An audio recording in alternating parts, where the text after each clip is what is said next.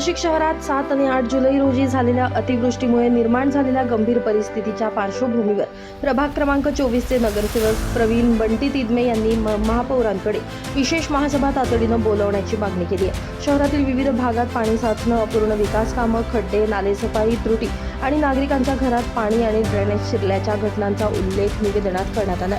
तसेच संबंधित अधिकारी आणि ठेकेदारांची जबाबदारी निश्चित करून पावसाळ्यात नागरिकांना दिलासा देण्यासाठी ठोस उपाययोजना करण्याबाबत या महासभेमध्ये निर्णय घेण्याची मागणी करण्यात आली आहे। गेल्या 2 दिवसापासून 7 आणि 8 तारखेला नाशिकमध्ये जी काही अतिवृष्टी झाली त्या अतिवृष्टीमध्ये आपण बघू की पूर्ण शहरामध्ये पूर्ण नागरिकांची तारांबळ उडालेली आहे। रस्त्याने चालणं मुश्किल आहे, गाड्या रस्त्यांमध्ये अडकत आहेत।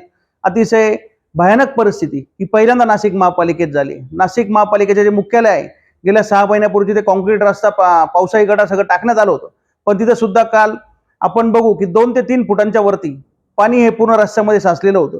त्यामुळे नाशिक महापालिकेच्या मुख्यालयामध्ये अशी परिस्थिती असेल तर पूर्ण शहरामध्ये काय आपण बघू की शहरातल्या 6 विभागांमध्ये अतिशय गंभीर परिस्थिती झाली होती। कुठली गाडी रस्त्याने चालू शकत नव्हती। जे काही नवीन सिंहस्थाचे कामं असतील किंवा इतर जे काही डेव्हलपमेंटचे कामं चालू आहे त्यामध्ये यांनी जर पूर्वीच तिथे खडीकरण किंवा बाकीच्या गोष्टी केल्या असत्या तर ही वेळ आली नसती। तर संबंधित जे काही कॉन्ट्रॅक्टर असतील किंवा जे अधिकारी असतील यांचा जो काही वेळखाऊपणा यांनी केलाय त्यामुळे परिस्थिती पूर्ण शहरामध्ये तयार झाली आहे। आपण बघू की पूर्ण जे काही नाले होते, नाले सफाई सुद्धा पूर्ण शहरामध्ये कुठेच झालेली नाही।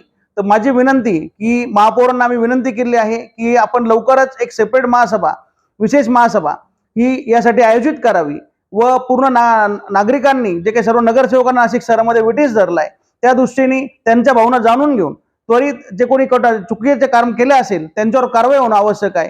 त्या दृष्टीने विशेष महासभेचं आयोजन करावं अशी आज मागणी आम्ही महापौर ताईंकडे केली आहे। नितीन चव्हाण, महाराष्ट्र 24 न्यूज, सिडको।